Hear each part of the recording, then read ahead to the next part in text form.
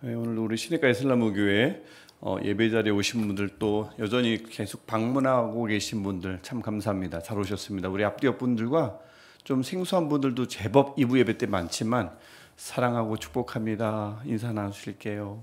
사랑하고 축복합니다. 이름은 모르고 얼굴도 모르겠지만 사랑하고 축복합니다. 오늘도 좀 이따 말씀드리겠지만 오늘 두 분이 또 등록하셨고 해서 이따 함께 축복하고 할 텐데 2부 예배는 제가 카드가 지금 2장이라서 일단 그래서 2부 예배가 제가 이제 뒤에서 찬양할 때마다 뒤에 있는데요. 점점 이거 청년부 예배가 돼간다는 느낌이 굉장히 젊은 예배가 돼간다는 느낌이 들어서 정말 좋고요. 제가 만약에 여기 예배가 만약 대학 청년부만 앉아있는 예배라면 저의 메시지는 분명히 다를 거예요. 제가 또 하고 싶은 얘기들이 있거든요. 근데 여기는 또 청년부도 같이 있고 또 하다 보니 일부 예배 때 전한 말씀을 그대로 전할 수밖에 없는 부분이 늘 좀 아쉽긴 합니다. 그렇다고 제가 막 능수능란하게 대상이 조금 바뀌면 그걸 전체 내용을 고치면서도 은혜롭게 설교를 할 수 있는 능력이 아직은 제게 없어요. 그래서 늘 아쉽긴 한데 어쨌든 굉장히 좋은 현상이라 생각하고 이 현상에는 분명히 원인이 있을 거라 생각하고 이유가 있을 거라 생각하는데 좋은 이유가 좋은 하나님의 뜻이 있는 줄 믿습니다. 우리 함께 오늘 주실 말씀은 하나님께서 주실 말씀은 신명기 16장 9절부터 12절까지 말씀입니다. 신명기 16장 9절부터 12절까지 말씀 4절 말씀이죠. 우리 한 절씩 교독하고 마지막 절 12절은 함께 읽도록 하겠습니다. 제가 먼저 읽을게요. 제가 먼저 읽을게요. 제 거예요. 7주를 셀지니 곡식이 났을 때는 첫날부터 7주를 세요. 내 하나님 여호와 앞에 77절을 지키되 내 하나님 여호와께서 네게 복을 주신 대로 내 힘을 헤아려 자원하는 예물을 드리고 너와 내 자녀와 노비와 내 성중에 있는 레위인과 및 너희 중에 있는 객과 고아와 과부가 함께 내 하나님 여호와께서 자기의 이름을 두시려고 택하신 곳에서 내 하나님 여호와 앞에서 즐거워할지니라. 너는 애굽에서 종되었던 것을 기억하고 이 규례를 행할지니라. 아멘. 무더운 여름이고요. 또 지난주도 무더웠지만 이번 한 주는 또 더더욱 무더울 거라고 합니다. 건강 꼭 유의하시길 바라고 35도까지 올라갈 거예요. 이틀이나 제 핸드폰에 따르면 그렇습니다. 지난주 되게 더웠는데도 최고 온도가 30도였거든요. 그러니까 5도 더 이상 올라가니까 꼭 잘 건강 지키시길 바라고 무엇보다 이 무더운 여름 속에 또 지내시면서 얼마나 힘드셨어요. 그래도 예배의 자리, 주일이므로 또 예배해야 하는 시간이므로 이 자리를 찾으신 모든 분들을 축복하고요. 그렇게 그런 마음으로 하나님께 예배하는 그 예배자들에게 하나님께서 준비하신 아까 여호와 이레를 찬양했지만 하나님께서 예배하신 은혜가 오늘 이 시간 부어지기를 축복합니다. 지난주 이제 금요 기도회 때 제가 설교를 했었는데 그때 나눈 말씀 중에 말씀의 그 핵심은 이거였습니다. 우리와 하나님을 잇는 다리 역할을 하는 중보자, 매개체는 단 한 분뿐이라고요. 예수님 한 분뿐이라고 이야기를 했습니다. 그래서 그 예수님을 의지하고 예배하고 예수님만 의지하고 신앙할 때만 하나님과 연결이 되는 거지 나머지는 일시적이고요. 나머지는 즉흥적인 감정에 불과하고 감동에 불과한 거죠. 우리의 예배와 우리의 신앙의 승패는 무조건 예수님 한 분에게만 달려 있습니다. 사탄이 이런 예배, 이런 마음으로 이어가는 신앙을 굉장히 싫어하겠죠. 사탄은 이미 패배한 존재거든요. 이미 패배했고 나의 패배한 운명에 누가 더 동참할 것인가 여기에 관심을 갖는 자가 사탄입니다. 그의 유일한 전략은 속임입니다. 사탄은 속이는 자이거든요. 그래서 평소에도 여러 가지 활동을 하겠지만 특별히 예배 때 활동을 많이 할 거예요. 예배의 승패 기준은 다른 곳에 있다고 계속 속일 겁니다. 오늘 예배는 이게 좀 별로지? 또 저게 마음에 안 들지? 오늘 아까 이실직고 했듯이 오늘 여는 찬양이 전혀 모르는 찬양이네. 예배에 못 들어가겠네. 오늘 예배 망했네. 하지만 괜찮아. 다음 예배가 또 있으니까. 사탄은 이렇게 속일 거예요. 그리고 다음 주에 또 속일걸요. 또 다음 주. 계속 속일 겁니다. 정작 유일한 중보자이신 예수님은 우리와 하나님을 잇는 유일한 분 예수님은 그대로 계신데, 늘 변함없으신데 말이죠. 예수님이 아무리 옆에서 내가 여기 있잖아, 내가 그대로 있잖아 라고 해도 아니에요. 저는 어떤 노래를 누가 어떻게 부르냐가 너무나 중요해요. 저는 어떤 본문을 어떻게 전하느냐가 너무나 중요합니다. 저는 예배 분위기가 정말 중요해요. 시끄러우면 안 돼요. 예수님, 저 오늘 컨디션 안 좋으니까 저리 가 계세요. 오늘 교우 왔거든요. 그냥 조용히 있다 갈게요. 유일한 중보자이신 예수님이 여전히 그대로 계시고 신실하게 계신데, 그 많은 여건들을 마치 예배의 중요한 매개체인 양 속인다고요. 사탄이 속입니다. 예수님은 늘 변함없으신데 말이죠. 물론 예배 분위기 중요하죠. 잘 만들어 가야 됩니다. 집중을 흐트러뜨리는 요인 최대한 없앨 수 있도록 노력해야 합니다. 힘써야 합니다. 예배를 준비하는 자라면 당연히 그렇게 해야 해요. 하지만 우리 예배 때마다, 우리 또 신앙생활 할 때마다 우리를 속이는 자 사탄에게 꼭 맞서셨으면 좋겠어요. 나를 하나님과 이어주는 자는, 나를 하나님과 이어주는 예배의 주인은 어떤 것도 될 수 없다고요. 예수님 한 분뿐이라고. 우리 이 선포를 늘 우리를 속이는 자 사탄에게 선언하는 저와 여러분 되시기를 축복합니다. 그렇게 예수님께만 집중할 때 우리 예배가 늘 승리할 거고요. 우리 신앙생활에 늘 이김이 있을 줄 믿습니다. 오늘 이 예배도 어느 누구 때문이 아니라 오직 예수님 때문에, 오직 예수님 한 분 때문에 성공하는 예배가 될 줄 믿습니다. 그럴 때 우리를 수시로 속이려 드는 자 사탄을 하나님께서 우리 발 아래에서 상하게 하실 줄 믿습니다. 오늘 우리 아시다시피 오늘은 우리가 맥추 감사 주일로 보내는 주일입니다. 맥추, 보리맥자의 가을추, 보리를 추수하는 철이라는 뜻입니다. 맥추 감사 주일을 보낼 때 여기 기원은 6월절 후에 50일째 되는 날, 즉 출애굽기 23장 16절에 보면 맥추절이라고 되어 있는데 이 맥추절에서 유래한 것입니다. 50일째 되는 날이라고 해서 오순절이라는 이름도 있고요. 또 오늘 본문, 우리가 읽은 본문 10절에서처럼 77절이라고 부르기도 합니다. 77절, 7 곱하기 7은 49지 않습니까? 그래서 6월절 이후에 49일이 지난 50일째 되는 날이라는 뜻으로 77절이라고 합니다.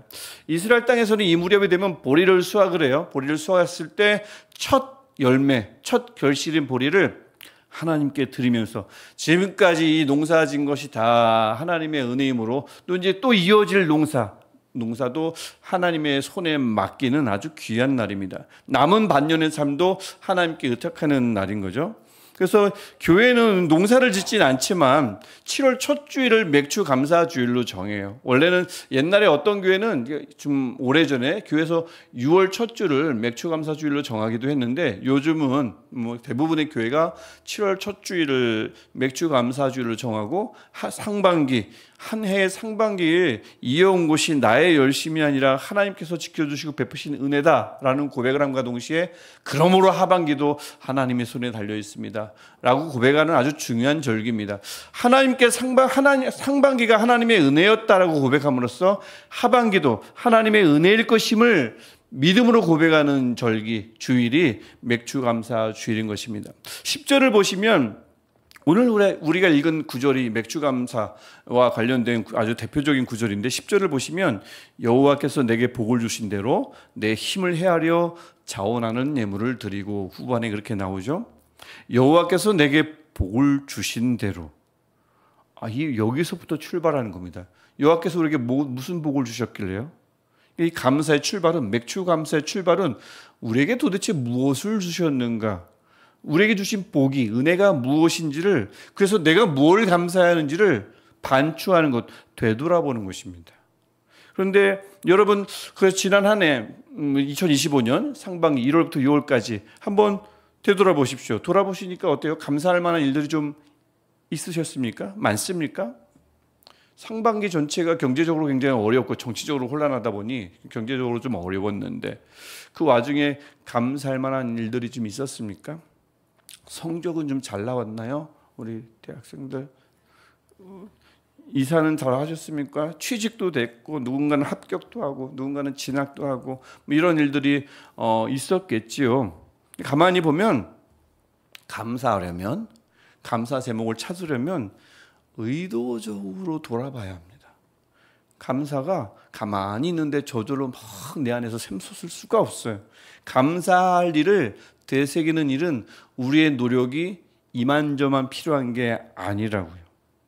가만히 보면 불만은 굳이 배우지 않아도 술술 나옵니다. 배울 필요가 없어요. 불만은 조기에 교육돼서 저절로 나옵니다. 하지만 감사는 내가 노력하지 않으면 절대 저절로 익숙해지지 않더라고요. 그래서 이런 말이 있어요. 불평은 배움 없이도 습관이 되지만 감사는 의도적으로 애쓰지 않으면 절대 우리의 습관이 될 수 없다고 그래요. 일리가 있다는 생각이 들고요. 그 이유를 성경에서 찾기도 하고 인지과학에서 찾기도 합니다. 성경에서는 창세기 3장 이후로 이제 아담과 하와가 타락을 하죠. 인간이 타락하고 나서 자연스럽게 하나님과 늘 대화하고 하나님이 주시는 것을 넉넉하게 누렸는데 하나님과 단절이 되잖아요. 하나님으로부터 멀어졌습니다. 모든 게 결핍이죠. 모든 게 모자릅니다. 각종 자원이 모자르고 따뜻한 인정이 모자르고 따뜻한 사랑, 애정이 모자라서 애정 결핍, 인정 결핍, 자원 결핍에 시달립니다.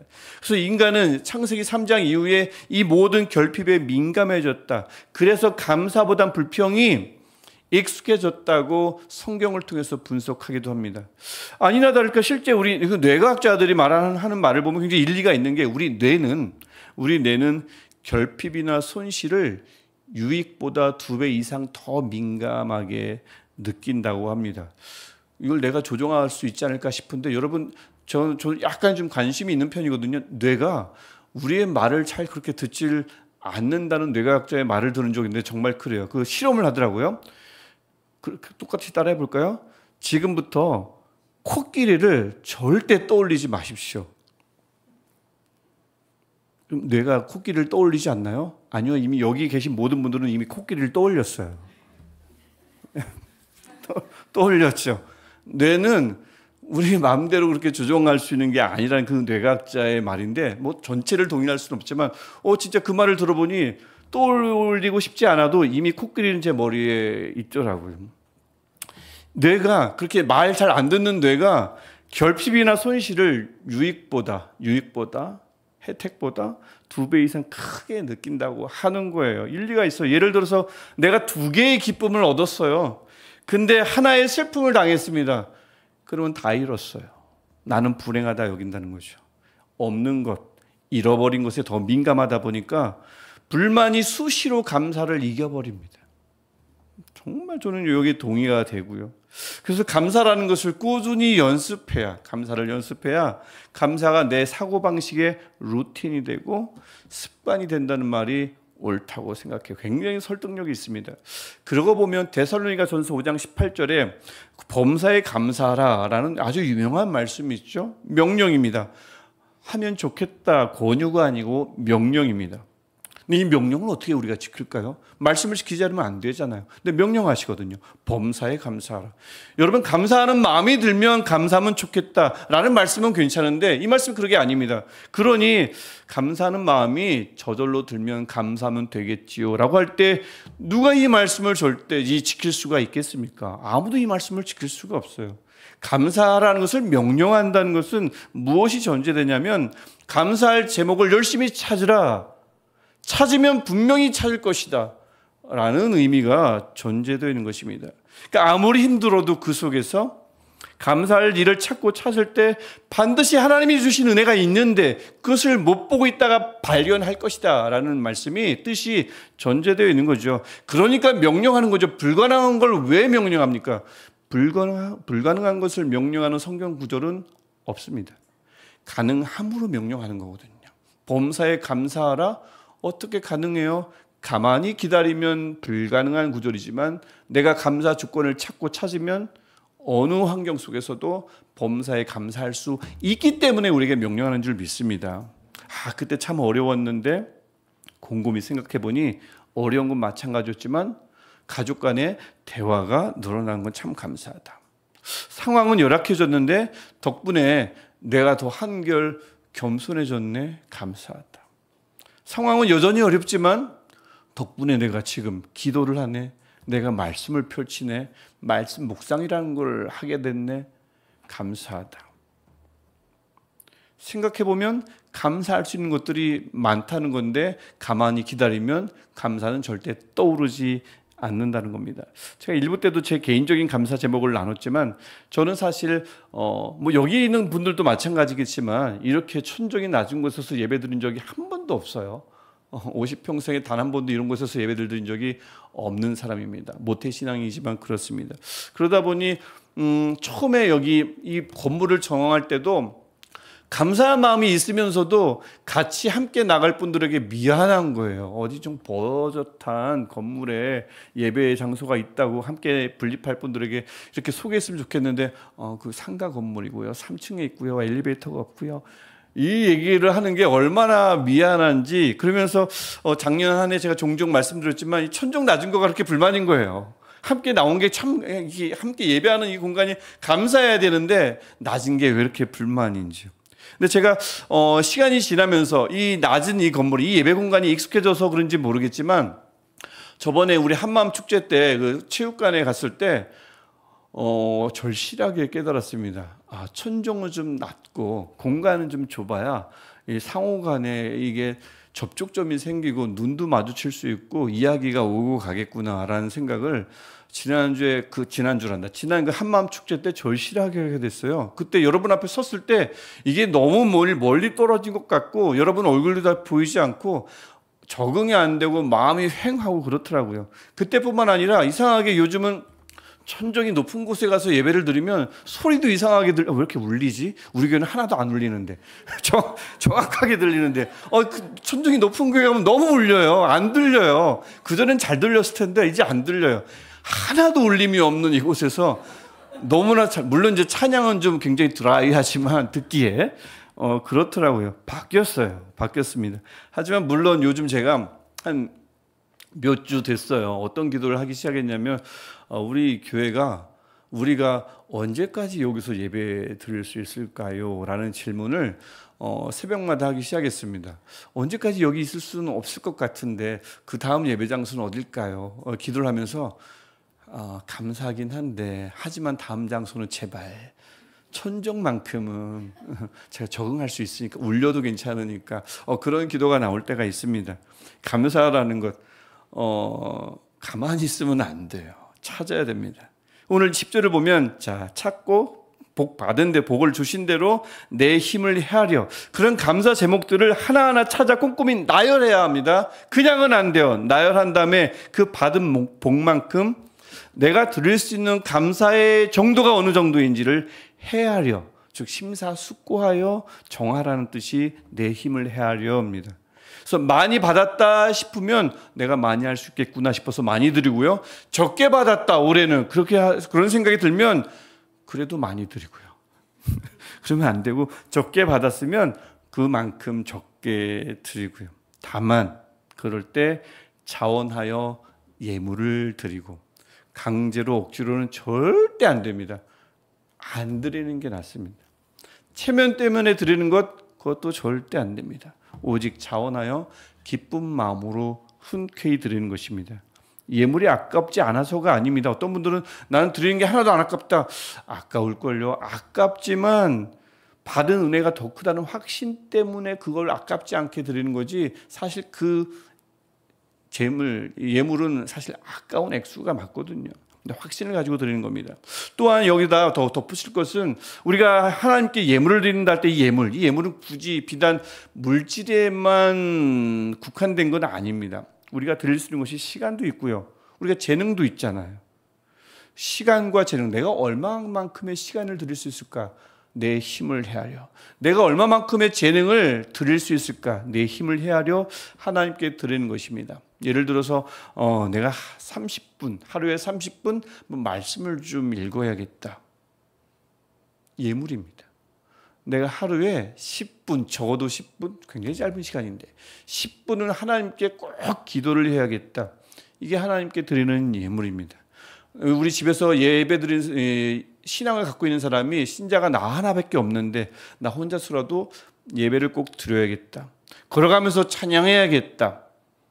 이것도 하나님께 드리는 예물인 것입니다. 꼭 예물이 헌금만 의미하는 건 아니죠. 이렇게 해서 하나님께 감사를 드리면 이게 맥추 감사의 전부인 것 같아요? 보통 또 우리가 그렇게 생각합니다. 뭐 추수감사절, 맥추감사절, 감사하면은 하나님께 감사하는 절기로만 생각하고 하나님께 온전히 감사하면 그것이 전부라 생각하기 쉬운데 그렇지 않습니다. 오늘 우리 본문도 보면 11절이 남았습니다. 11절을 보시면 누구를 초청하라고 해요. 흘려보내라고 합니다. 즐거움을 함께 나누라고 합니다. 그 대상이 첫 번째 11절 너와 내 자녀와 노비, 가족을 말합니다. 가족의 세 부르죠. 자신과 자녀들과 노비도 가족이에요. 당신은 셋. 그 다음에 또 누가 나오죠? 성중에 있는 레위인, 너희 중에 있는 객과 고아와 과부. 가족 셋, 그 다음에 가족 밖의 외인 넷, 합해서 7. 그래서 어떤 분들은 완전 수다, 이거 의도적인가? 모든 이들에게 나눠야 된다는 뜻인가? 이렇게 해석하기도 하지만 저는 잘 모르겠습니다. 하지만 분명한 것은 내 주변에게 하나님께만 감사하는 것으로 감사는 완성되지 않는다는 겁니다. 하나님께 감사하면서 드린 것들이 당연히 이웃에게 흘러가서 그래서 그 기쁨이 그들과 공유되어야만, 함께 즐거워야만 진정한 감사가 완성된다고 오늘 본문은 우리에게 말씀하고 있어요. 감사라는 것이 하나님께만 하는 게 아니라 이웃과 함께 나누고 즐거워할 때, 그들에게 흘려보낼 때 감사라는 것이 완성되는구나라는 것을 알 수가 있습니다. 그냥은 함께 즐거워할 수 없어요. 우리가 하나님께 드린 재물을 흘려보내야만, 그래야 그들이 함께 즐거워하지, 말로만 즐거워하라 한다고 해서 그들이 감사할 리가 없죠. 그렇게 감사가 이웃에게 흘러갈 때, 나누어질 때 하나님이 기뻐하신다고 히브리서 13장 16절은 우리에게 말씀합니다. 우리 짧은 구절 우리 한 목소리로 함께 읽어보겠습니다. 오직 선을 행함과 서로 나누어 주기를 잊지 말라. 하나님은 이 같은 제사를 기뻐하느니라. 아멘. 나눔을 지금 제사라고 부르고 계십니다. 즉 나눔은 예배와 다른 것이 아니라 나눔 자체가 하나님께서 기쁘게 받으시는 예배인 것입니다. 이 시간만 예배가 아니라 우리가 나누는 것도 예배인 것입니다. 그런데 이런 나눔을, 이런 온전한 감사를, 하나님께 감사하고 흘려보내는 이 감사를 아무나 할 수 있다고 생각하십니까? 절대 그렇지 않습니다. 12절 보시면 너는 애굽에서 종되었던 것을 기억하고 이 규례를 지켜 행할지니라. 애굽에서 종되었던 것을 기억하지 않으면 안 돼요. 애굽에 종되었던 것, 즉 주님이 아니면 나는 여전히 죄인일 수밖에 없고 나는 죽음 밖에는 없다라는 사실을 기억하는 자가 나눕니다. 기억하는 자가 감사합니다. 나는 죽은 목숨이었는데 새 생명을 얻었다라는 이 사실이 내게 크게 다가오는 자만 감사합니다. 온전히 주께 감사하고 그 자가 온전히 사람들에게 내가 하나님께 드린 것들을, 내가 받은 것들을 나눌 수가 있다고요. 이 구원의 은혜가 떨어지면 무슨 감사가 나오겠어요? 감사하더라도 오래 못 가요. 대신 배우지 않아도 되는 존재 있죠? 불만쟁이가 되는 겁니다. 여기서 어느 누구도 예외가 될 수 없어요. 은혜가 떨어지면 불만이 감사를 이깁니다. 뭘 나누겠어요? 내 결핍이, 내 손실이 제일 커 보이는데, 내 코가 석자인데 무슨 감사가 일어나겠습니까? 이런 의미에서 제가 2주 전, 3주 전, 2주 전 광고했던 것 있죠? 오늘 또 기도 때도 말씀하셨지만 우리 맥추감사 예물이 꼭 필요한 일, 즉 시내가 푸른나무교회 교육관 건축에 요긴하게 쓰이게 될 것입니다. 이웃교회에 흘려보내는 일이에요. 매우 가치 있는 일이고 정말 성경적인 일입니다. 우리가 여유가 있어서가 절대 아니에요. 우리는 상가 건물 세대로 사는 존재입니다. 우리가 무슨 여유가 있어요. 하지만 여기까지 인도하신 하나님, 우리를 구원하신 은혜가 우리의 형편보다 더 크기 때문에 그렇습니다. 우리가 이렇게 주께 드린 예물을 기꺼이 기쁜 마음으로 꼭 필요한 공동체에 흘려보낼 때, 나눌 때 하나님은 이것을 이 같은 제사로 받아주실 줄 믿습니다. 이 같은 나눔의 예배를 크게 기뻐하실 거라 저는 확신합니다. 그리고 상반기를 우리가 이렇게 보내며 이렇게 온전히 감사하면서 보내잖아요. 우리 교회 하반기가 참으로 기대가 됩니다. 상반기를 하나님께 감사하고 이 감사의 마음을 우리 주변에 흘려 보낼 거거든요. 제가 이 2부 예배 들어오기 전에 재정부장님으로부터 들었는데 저희가 당회하면서 생각했던 맥시멈, 아마 이 정도의 헌금이 들어올 거면 우리가 교회 재정을 보태서 이렇게 드리면 좋겠다라고 했던 맥시멈이 있는데 이미 2배를 넘었어요. 저희 놀랐습니다. 우리 교회 뭐지 도대체? 제가 놀랐습니다. 다음 주에 정확하게 광고를 드리겠지만 그렇습니다. 상반기를 이렇게 하나님께 감사하고 이 감사 예물을 정말 요긴한 공동체에 흘려보낼 때 저는 우리의 하반기가 참으로 기대가 되지 않을 수가 없어요. 여러분, 2025년 1월부터 6월까지 인도하신 하나님, 늘 우리가 고백하죠. 모든 것이 주의 은혜입니다. 고백합니다. 이건 뭐 분명한 사실이에요. 그리스도인이라면, 하나님의 백성이라면 이런 고백쯤이야 할 수 있죠. 다만 이렇게 둘이 뭉실하게 은혜입니다 하는 것보다는 의도적으로 힘을 다해서 되돌아보고 찾아서 적어보는 게 좋겠다 싶습니다. 그렇게 찾지 않으면 불만이 감사를 이깁니다. 받은 복, 받은 은혜를 내 힘을 다해 세워보아야 합니다. 그리고 그 받은 복만큼 기쁜 마음으로 하나님께 다양한 방식으로 예물을 드리고 또 그 감사의 마음을 혼자만 간직하고 있는 것이 아니라 이웃에게 흘려보낼 때 맥주 감사를 명하는 말씀을 우리가 온전히 순종하게 되는 거지요.